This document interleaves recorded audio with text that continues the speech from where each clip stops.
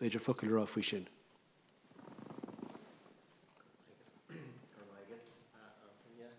Pan second Neil and Micah Shield. Yeah, let's go all right.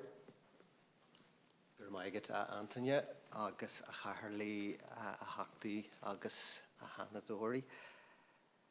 Tan ceart agat a hachta hui gachaijan in arja le scór blian a nuas major le córiacht in sna títhe, córiacht in sna Coláiste agus in sna hálaí agus gobunúsach hui na riachtainna sí go léir atá le cólínú in airde ach an drochúr hui mar atá luaite ag concos agus ag gélinn hui an takeíocht atá fáil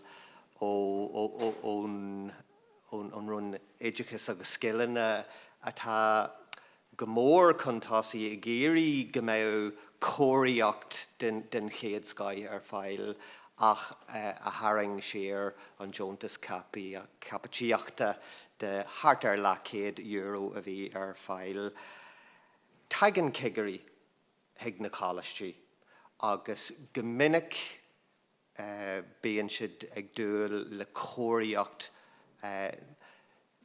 nach bhfuil muid abalta chur fáil de Harbheith nach bhfuil an takeíocht an don chóiríocht sin agus bíonn cuid den na cigeirí chanéadalig cuid den na cigeirí a churann an rinn éidechas agus skillanna chun na Coláiste saoirí ag smaointiú na scalanna ina míonn siad fríd an bhliain ach is taithí eile fad tréimhse a chaithú sa Gaeltacht.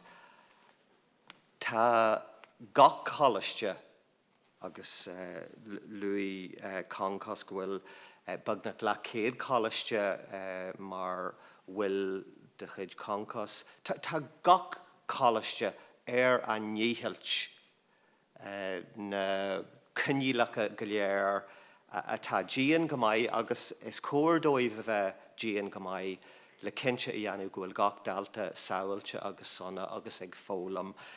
Tá na Coláiste ré le cabbí a chaithis muid a dhéanamh leis an ró seo a óbairt agus bé takeíocht mar atá luaite. Takeíocht prabtha a níor de na hagriíochtaí atá ag agrú na Coláiste. Bé an takeíocht de scala eile na títhe na mrátaí le go méid siad san abalta prabú a níor. Agus bhhailm díreach an de seo hapú le béam a chur an pointe a luí concos agus a luí má chóglachaí Anton Ó Ciaráin faoin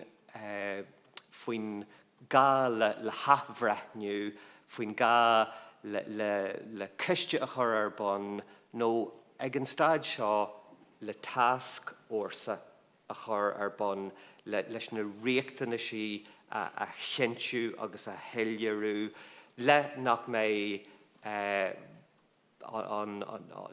riachtainna sí chortha an bhéir ada mar a rinneú leis an strátais fiche bliain don Gaeilge agus le creignú suas níl na riachtainna sí mar an ggéanna in aithin Coláiste nó in aithin cheantar.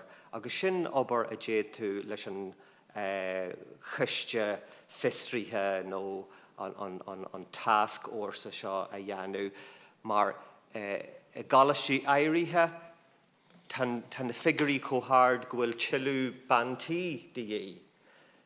I Coláiste eile tá cóiríocht le hathnuachan.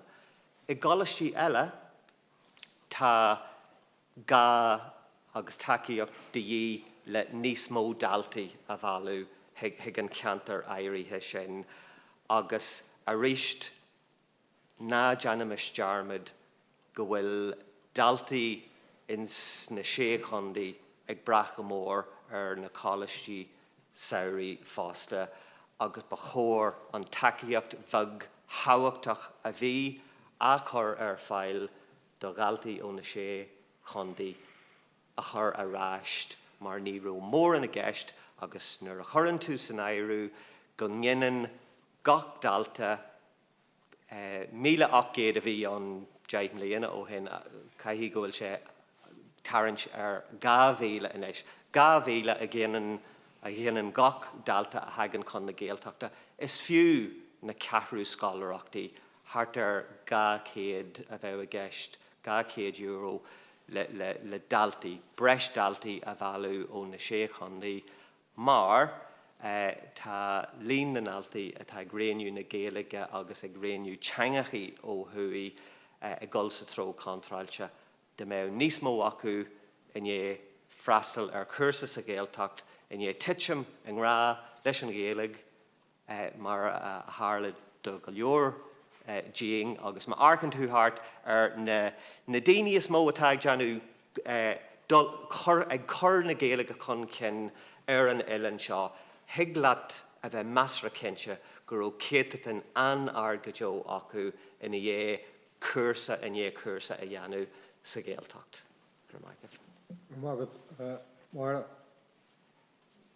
Honláin in sin le Réamonn go maithan rud teascórsa bhunú chun an scéalseo fad Éasrú agus Chiara agus Breathnú Rúin an tauchaí.